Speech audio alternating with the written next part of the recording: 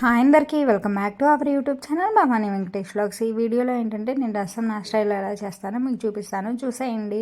ఇక్కడైతే నేను ఒక మీడియం సైజు ఆనియన్, 2 పచ్చిమిర్చి తీసుకొని ఇలా చీలికలుగా కట్ చేసి పక్కకు పెట్టేసుకున్నాను. ఇంకా ఒక బౌల్లోకి కొంచెం చింతపండు తీసుకున్నాను, చిన్న లెమన్ సైజ్ అంతా.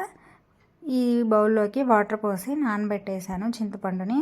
ఇలా నానబెట్టుకోవడం వల్ల మనకి చింతపండులో ఉన్న గుజ్జంతా మంచిగా బయటకు వచ్చేస్తుంది. నేను స్టవ్ ఆన్ చేసి ఇక్కడ వేరే బౌల్ పెట్టుకొని అందులోకి మసాలా కోసం 10 వరకు మెంతులు, 1/2 టేబుల్ స్పూను ధనియాలు అండ్ 10 వరకు మిరియాలు వేసి ఇవి లైట్గా ఫ్రై చేసుకొని పక్కకు తీసాను. ఇదే బౌల్లోకి నేను కొంచెం ఆయిల్ వేసి రసం కోసం తాలింపు పెట్టేస్తున్నాను.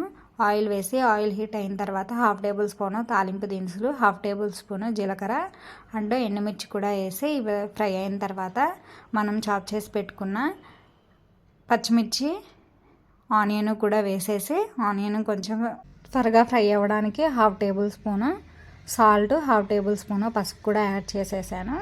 ఇప్పుడు నేను నానబెట్టుకున్న చింతపండు గుజ్జు మొత్తం తీసి మీకు కనిపిస్తుంది కదా, ఈ లోటాలో తీసి పక్కకు పెట్టుకున్నాను.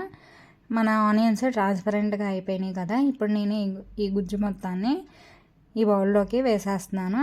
మనం పులుపుకి తగినట్టుగా వాటర్ పోసుకొని 2 పొంగులు రానిస్తే సరిపోతుంది. 2 పొంగులు వచ్చిన తర్వాత మనం ఇందాక మసాలా కోసం ప్రిపేర్ చేసుకున్న వాటిని కూడా దంపుకొని ఆ పౌడర్ని దీనిలో యాడ్ చేస్తాము.